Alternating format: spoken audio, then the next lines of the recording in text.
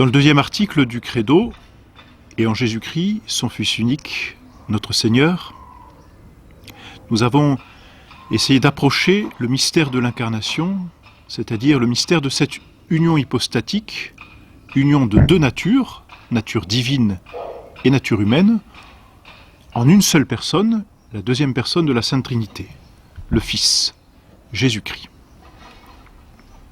Après cet article du Credo vient le troisième article qui a été conçu du Saint-Esprit, est né de la Vierge Marie. Notre Seigneur a pris une nature humaine tout en restant Dieu, et cette nature humaine, il la tient de la très sainte Vierge Marie.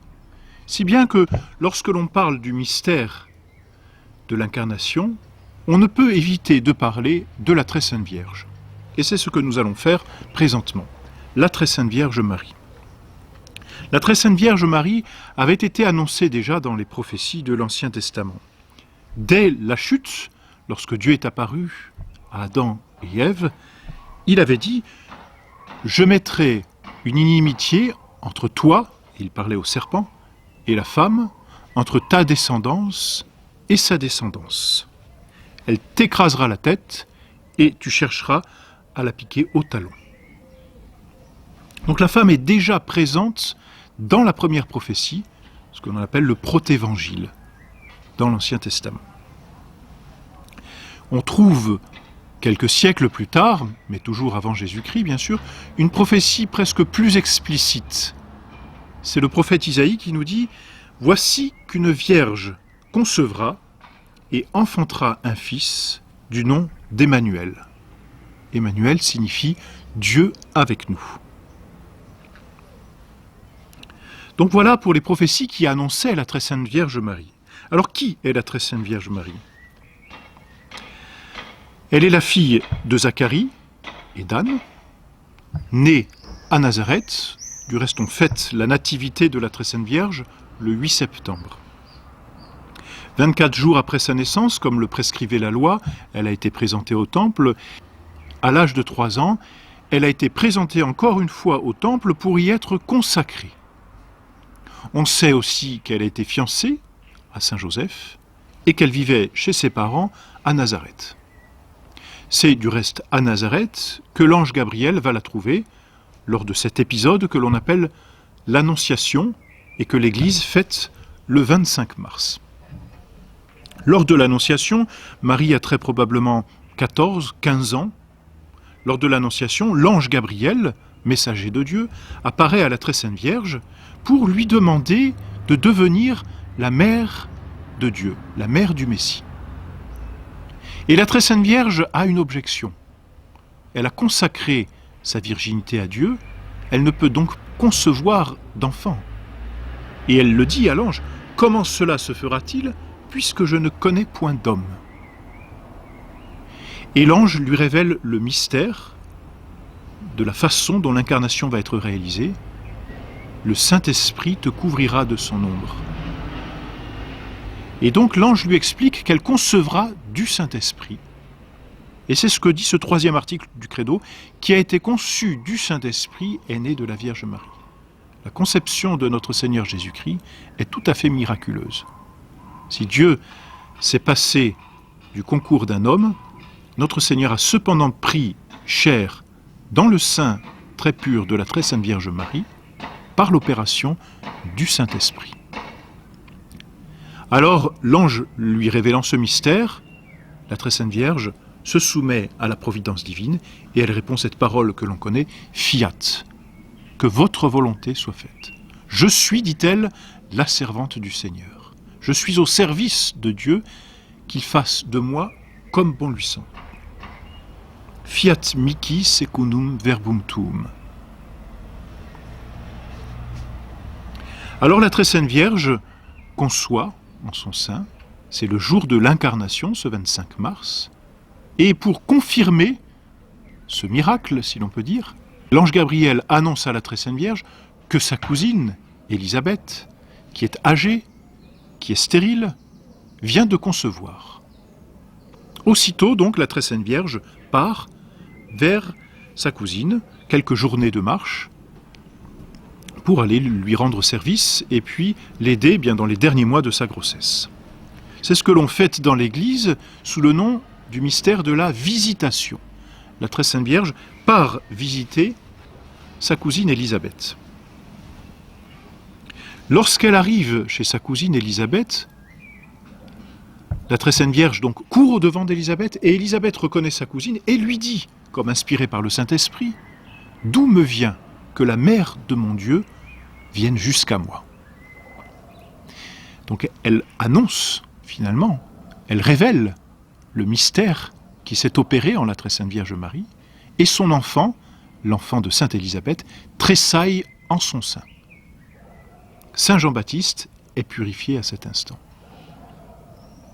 La Très Sainte Vierge, dans un acte d'humilité absolument parfait, plutôt que de se glorifier de ce qu'elle est ou de ce qu'elle a, la Très Sainte Vierge loue Dieu et renvoie tous les hommages à Dieu. C'est le célèbre Magnificat. Mon âme loue le Seigneur et mon esprit tressaille de joie en Dieu mon Sauveur. Et là, la Très Sainte Vierge déroule tous les bienfaits que Dieu a fait sur elle et qu'il fait dans l'humanité. Il élève les humbles, il rabaisse les orgueilleux.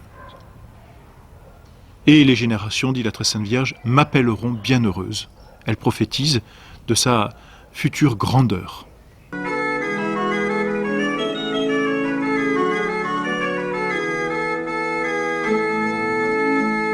En effet, la Très Sainte Vierge, à proprement parler, est mère de Dieu.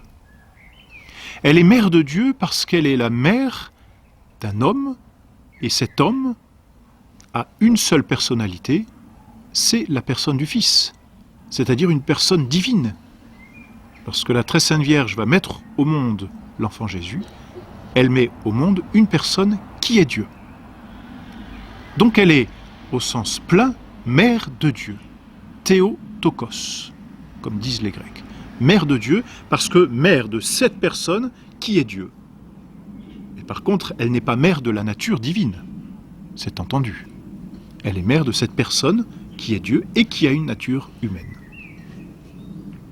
Voilà, la Très Sainte Vierge donc visite sa cousine Élisabeth. Saint Jean-Baptiste, fils d'Élisabeth et cousin donc de notre Seigneur Jésus-Christ, naît, et l'on fête sa naissance le 24 juin. Et puis ensuite, la Très Sainte Vierge retourne chez elle. Et là, Saint Joseph voit que la Très Sainte Vierge, à qui il est marié, est enceinte sans son concours. Saint Joseph connaît la vertu de sa femme et se pose donc ainsi plusieurs questions. Il réfléchit. La Très Sainte Vierge, pourtant, est une femme sainte, une femme vertueuse, et voilà qu'elle est enceinte. Je ne pense pas, se dit-il, que la Très Sainte Vierge ait pu me tromper. Elle est trop vertueuse, et pourtant elle est enceinte sans mon concours. Alors, deux solutions. Ou il la répudie, ou il la dénonce.